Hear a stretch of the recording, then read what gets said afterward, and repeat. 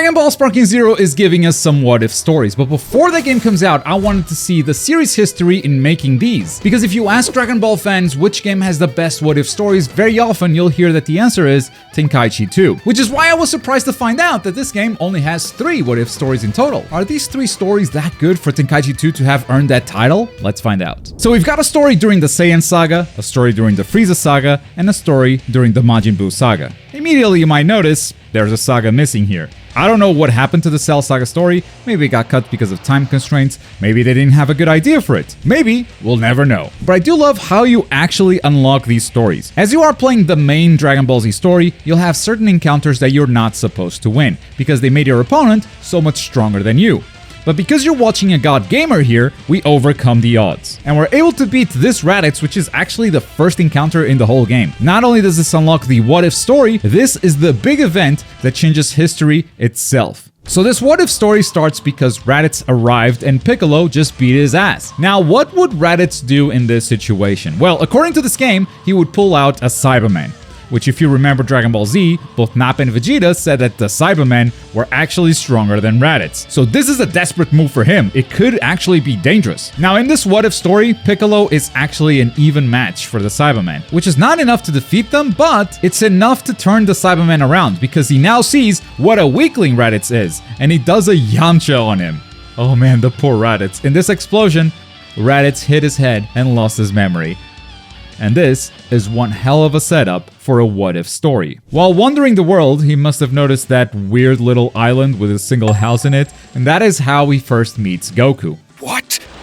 Father? Well, I guess he remembers Bardock at the very least. Now, remember that in Dragon Ball Z, Piccolo only became a good guy because he teamed up with Goku to beat Raditz. So in this world, Piccolo didn't need to do that, which means he's still the bad guy. And so Goku and Krillin are gonna team up against him to protect Raditz and help his recovery. They trained and lived together for months, until one day, while training with Gohan, a fragment of memory ran through his mind, and he hit Gohan with full force. No! Are you alright, Gohan? What? I'm sorry. I'm okay. I'm used to training pretty hard with my dad, so... It's okay because his dad also beats him. But now that Raditz remembers, he goes back to Goku and tells him everything about the Saiyans and about their mission on Earth. Goku obviously doesn't want to join this mission, and the two finally battle each other. Raditz emerges victorious, but something feels off now, because even though he won, he couldn't finish off Goku. Why? I am a Saiyan, one of the strongest warriors in the universe! Clearly conflicted by this, he flies off, and that's when he receives a message from Prince Vegeta. Turns out, Vegeta and Nappa heard about the Dragon Balls through his scouter, same as in Dragon Ball Z.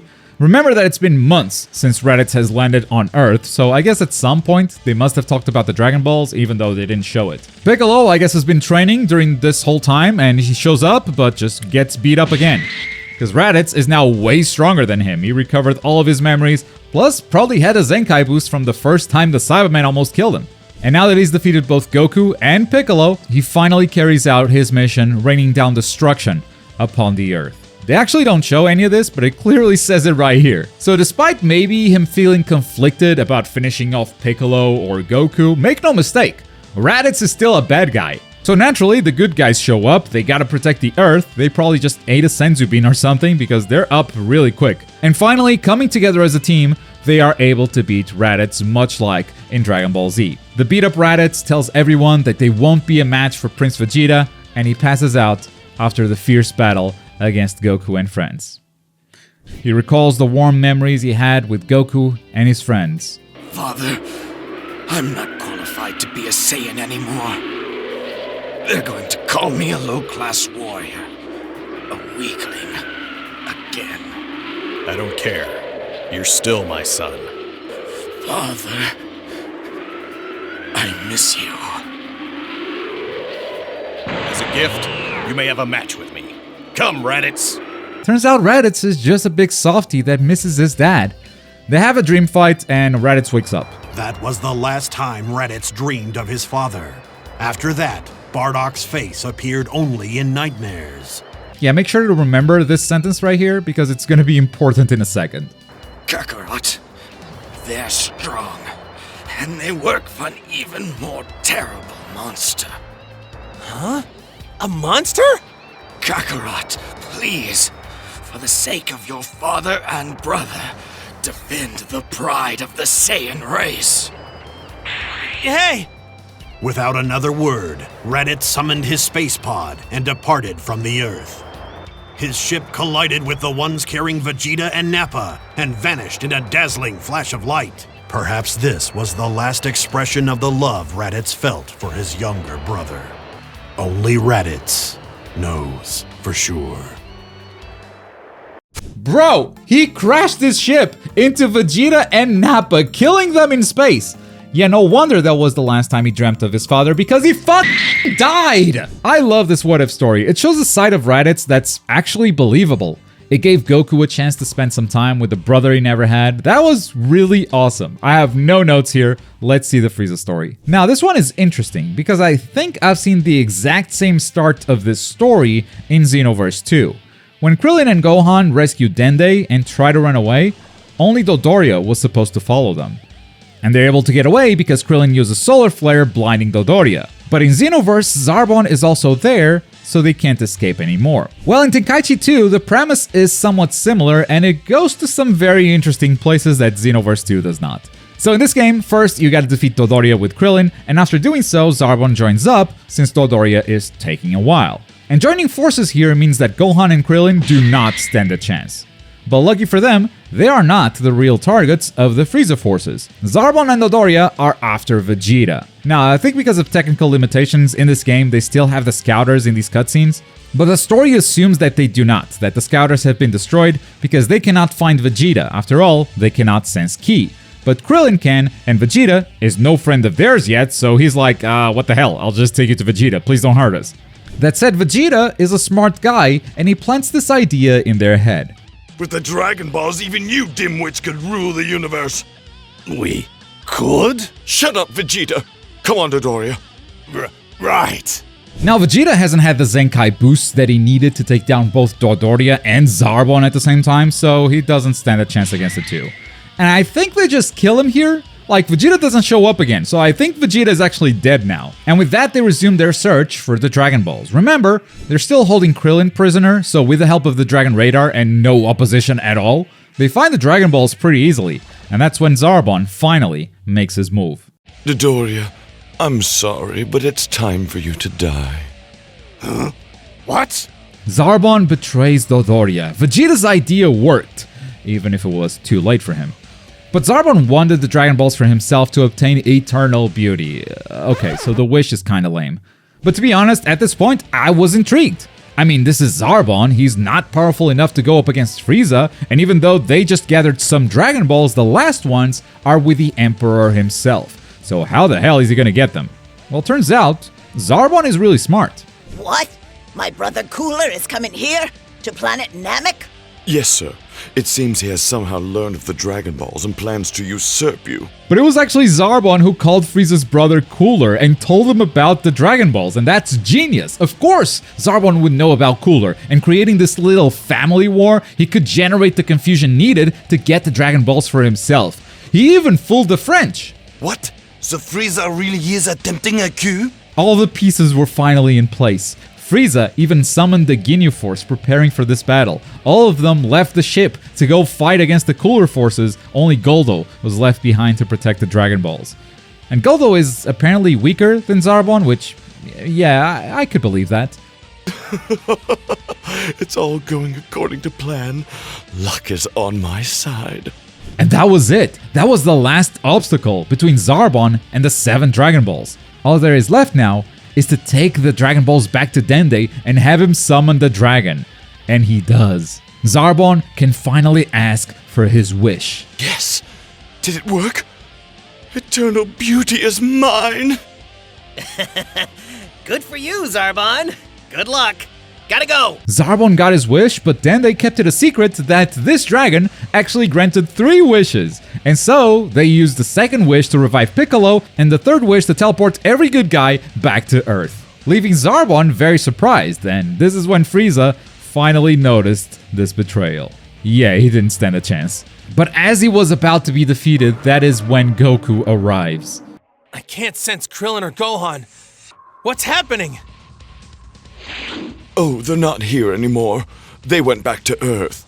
And this is where the story breaks a little bit for me, because if I recall correctly, King Kai was being a big mobile phone during this entire arc, keeping everyone in touch. And he could have let Goku know that the others were gone, and there was no need for him to go to Namek anymore. But instead, we see Goku arriving very confused. Now, I fully believe that Goku would have still gone to Namek because he wanted to fight Frieza, because he heard he was very strong. But at least he wouldn't have been caught off guard here. Unless the previous story was actually real. If Goku never died on the fight against Raditz, then I guess he never met King Kai. Nah, that doesn't work. Raditz killed Vegeta, which means Piccolo doesn't die, and if the Earth's Dragon Balls are still around, there's no reason to go to Namek at all. Also, Vegeta did just show up in Namek, so he didn't die in a space car crash. Yeah, unlike Raditz, I actually found something that I actively dislike in this story, but let's see how they wrap this up. Goku teams up with Zarbon, but of course the two of them together don't even come close to defeating Frieza. Luckily, right at that time, Cooler shows up. And Frieza has no choice but to leave behind these two wounded. An opportunity that Goku and Zarbon were gonna use to escape. Man, their energy is incredible! I'm not sure I can handle this. Goku! We can use your spaceship to escape from Namek! But in that very moment, Krillin and the others had gathered the Dragon Balls back on Earth, and they used Shenron to teleport Goku out of Namek. So now Zarbon is all alone. How do I make it move? How? Oh, the planet! My beauty is going to perish! Namek was destroyed. A beautiful and terrible light shone in the darkness of space. Thus, the story of what might have happened to a fool obsessed with his own beauty has come to its tragic end. Yeah, I think if it wasn't for that small King Kai detail, this what-if story would have worked a lot better. But for what it's worth, I never thought a story with Zarbon as the main character would actually be this good. So that was a nice surprise. And for our last what-if story, we go into the Buu Saga. Goten and Gohan are training for the upcoming martial arts tournament and... What the hell is this damage? Yeah, you're definitely supposed to lose this fight, and to be perfectly honest with you, I did not get it first try. Or second try. Okay, it took me a few attempts. This is probably the toughest encounter this game has, okay? But eventually we do get the win, and you gotta wonder, how does Goten winning a practice match change Dragon Ball history? After suffering a serious injury during his training with Goten, Gohan had to drop out of the World Tournament. And Hercule's daughter Videl was so worried about him that she stayed by his side to nurse him back to health. Now that's interesting.